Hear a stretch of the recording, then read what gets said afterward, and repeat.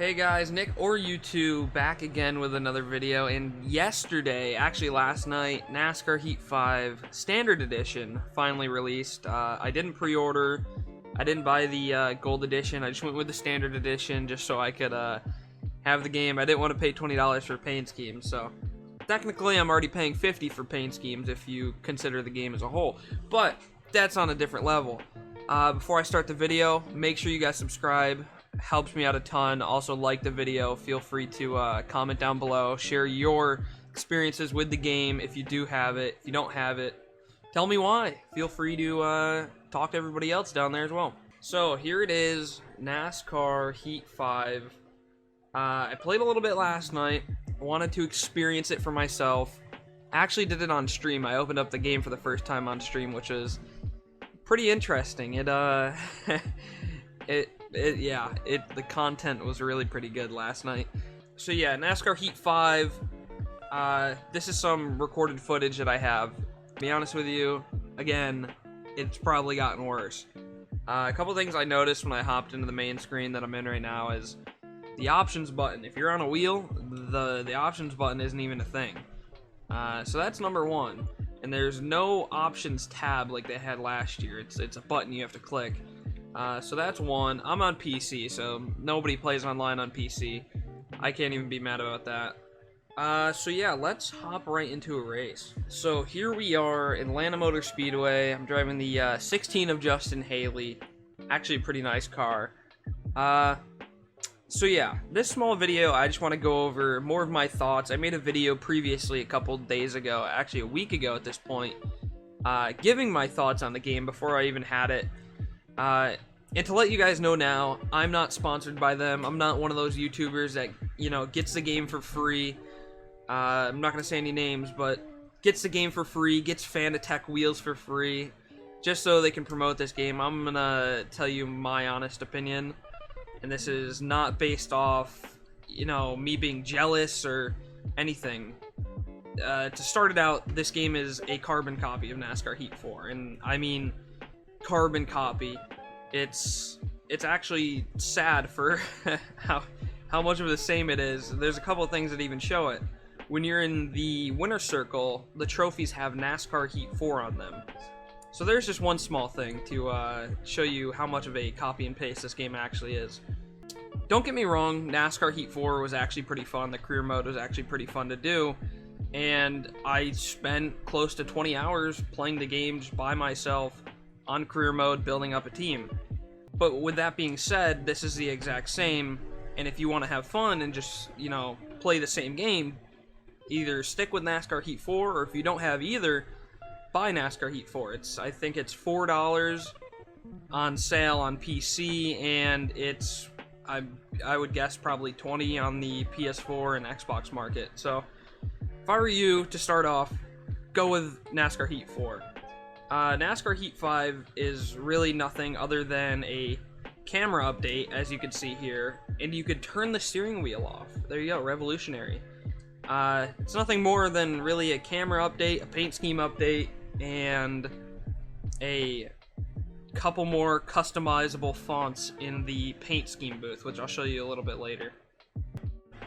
So as you can see here, almost everything in the career mode is exactly the same. I hopped into here, decided to make a random career just to show you guys. So you can start out by joining any team that offers you a ride. Like last year, you could start your own team, and it's even the same names to start your own team that they had last year, the same base names. You can't even put your own team name on there. So it's kind of sad. Same sponsors, basically same everything. I think this might be the only different thing that I've seen when it comes to the career mode is there are 3 or 4 new characters they put in here that you could have as your employees, which absolutely do nothing other than the picture and the name. So yeah, it's almost a mirror image of what we had last year, and to be honest with you, it's almost sad that they're marketing this game. And I'm actually kind of happy they put it on the same release date as F1 2020, so more people wouldn't buy this game. As you can see here, here's some of the other fonts they added to the game. instead of going through all the numbers and through all the fonts on this one, I guess you can call it scroll wheel, you can now choose down here what font you want and just go pick the number. So let's say we want number 11, we can go A, B, C, D. So A, B, C were the original 3. I'm a rapper, apparently. So A, B, C were the original 3 from last year's game. And as you can see, they barely fit on the car again. The numbers are so small for whatever reason, and that's another thing they didn't listen to us about, the numbers. When you customize them, they're so tiny, and they barely even fit on the car. So there's that. Here's some of the new fonts. 11 with the number D font with the D font. Then you have E, F, and G, and H. To be honest with you, it looks like they just took the first 4 like Arial fonts and Times New Roman and just added them to the game. These aren't even good fonts. And once again, they don't fit on the car. So you could pick really any other font that you want or any other number you want. It's not really gonna help. To be honest with you, the best number in the game is probably, or the best font in the game is probably B, but half the numbers don't look that good. The 2 is the only one that looks somewhat decent. So they can't even add fonts correctly, so that's kind of disappointing. Then again, they did add a couple more things that are not so relevant, but are kind of just there with the test session. As you can see, you can pick any car to test out. You can go to the Xfinity car, and it'll just give you a base paint scheme with the number, the wheels, the wheel color, and the font of the driver. So, I mean, I guess that's pretty cool. It's probably didn't take long to put into the game, but it's a small addition. I don't know who wanted it, but there you go. Now you have that.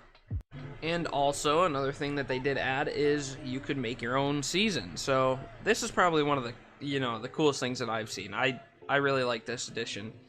You could pick whatever track you want. They already have all these preset fantasy tracks that you could go to. The yellow is the chase. So you could have, let's see, 6 races with Indy Richmond, Road America, Martinsville, Darlington, and Watkins Glen, and then have the championship at Daytona. Again, you could mess with these on your own. You can make your whole 36 race season by yourself. You could do all Daytona if you really wanted to. You can see here, this is only plate tracks: Daytona, Talladega, Daytona, Talladega, Daytona for the championship. So this is a cool addition.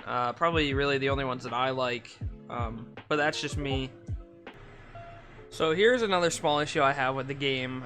Somebody told me this last night during stream, that if you go into a race and you see, you pick Matt Kenseth and you see his driver model, as you can see on the screen, it's actually Kyle Larson. So once again, another lazy tweak that they didn't fix. Then again, Kyle Larson got kicked out of his ride a short while before this game was coming out. If you want to, you can excuse it, but they could have taken his driver model out of the game at least and put in a random CPU driver model. And lastly, here's one of the other small mistakes that I saw that they had, is if you go into the Xfinity series and you go to the Ford when you're customizing your car, there is still a map on the car that shows you where the paint should go. If nobody knows what I'm talking about, it's basically like a little web on the car, as you can see here in the white. Basically, when you're painting a car, this shows up to show where you should put the logos or where you should put a certain design. So just another, again, small little mistake by them that really just makes it look even worse than what it already is. I heard from somebody else that if you change the rims black like they are here, when you go on track, they are yellow. I don't know how true that is, but I wouldn't put it past it being not true. And another thing you could see here is the number fill. On the number, it is set as white, but it is basically gray. You could see the white up here on the car compared to the number is totally different. So, again, a couple of the other small things that I wanted to show you guys in the video today that I figured out myself, and or saw from other people and were told by other people. So there you have it. If you guys did watch to the end of the video, thank you. If I really have to say any one thing about this game, it's sad. NASCAR is one of the biggest sports in the world, and they can't even get a video game made after them correctly. F1 Formula 1 has done a beautiful job with their game. Codemasters done a great job with Formula 1 2020. So if you're looking for a racing game and you know you don't really want to buy NASCAR Heat 5, I'd go check out Formula 1 2020, or just F1 2020 as it's called. It's an amazing game. They added a ton of new features this year. They have a really fun team building feature where you could add different drivers, make your own sponsors, build up your own team and gain money and try to be a big team in Formula 1, which is actually a ton of fun. Then again, if you really want a NASCAR game, feel free to buy it. Nobody's stopping you. If you don't want a paint scheme update, just stick with NASCAR Heat 4. It's a literal carbon copy. So yeah, that's it for me.